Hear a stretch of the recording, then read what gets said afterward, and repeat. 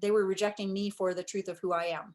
I'm not sure what you mean by intense. I mean, I think you're present. I think you're enthusiastic. I think you're passionate. Uh, what do you mean by intense, or what do you think people mean? Well, I'll show you while we talk on the subject. I would say that, let me find there is one specifically that I'm looking for, and I thought that I had a video of Your it. stuff is intense. That's what I would say. How about, see, I wanted to do like a bow-legged full cobra or Yeah. something like that. This is intense. Yeah, this is intense. See, I was pounding the pavement running these marathons because they allowed me to tap into my intensity, and they allowed me to tap into my determination. They allowed me to tap into aspects of myself that make me feel expressed and alive. And what I'll tell you is that running didn't even begin to tap into, to allow me to access the type of intensity that I was allowed to tap into. Oh, let me screen share again. Yoga gave you a lot more depth of intensity. Is that what you're saying? Depth. Yes. As Yeah. deep will take you. Someone asked, how old were you when you walked into that yoga class? 36. You were 36 when you started? That's yes. amazing.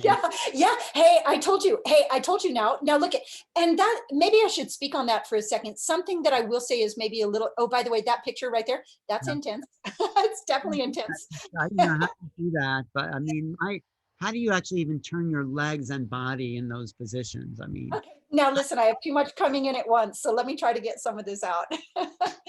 I want to tell you that I was able to go so much deeper in yoga than I was able to go in running marathons per se, because I was going inside to the depths of my being, which is where my intensity lies.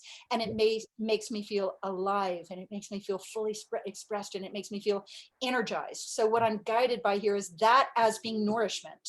And before we I'm so sorry, Alan, 1 second before we leave that talking point, because I want to really complete that train of thought, is that what I learned through the yoga practice about what I called my essence. Because remember, I said that people would always say she's so intense, and I rejected myself for that because I thought that I was being rejected for it. And what I learned by looking in the mirror in my own eyes in the form of concentration and depth and intensity is that for all of us, remember, my stories aren't about me, this is for all of us. My nature, which happens to be depth and intensity, is my strength. It's why I've been able to do what I've done. By the way, taking my very first yoga class at the age of 36, by the way, when I wasn't born naturally flexible, didn't walk in with it, wasn't a prima ballerina. I already had 3 children, and I was only an average student with a big life, a big responsibilities. I had all the excuses to be able to do everything that I've done. And I chose not to use those excuses. Why? Because I felt alive and connected more than I ever had in my entire life when I found that practice.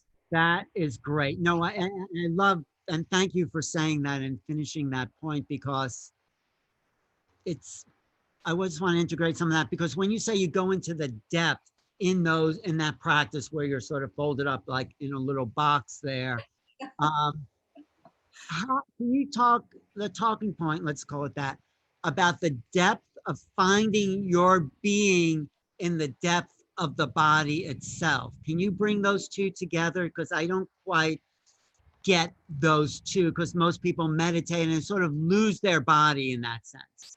But you're finding yourself in the depth of the body and the depth of being in body. So yeah, make that connection for me if you can. I think I want to answer this way. Yeah. And it seems like a roundabout way, but it's what I want to say about it. I teach according to what I call the laws of nature, and I've learned to listen to gravity as my best teacher. And I teach that way. And of course, for every single action, there's an equal and opposite reaction. And so there's this quote that I always talk about in my teaching, and then I apply it every chance I can. In opposing forces, there is tension. And in equal and opposite tension, there's balance. In balance, there is stillness. In stillness, there is silence. And in silence, there is space.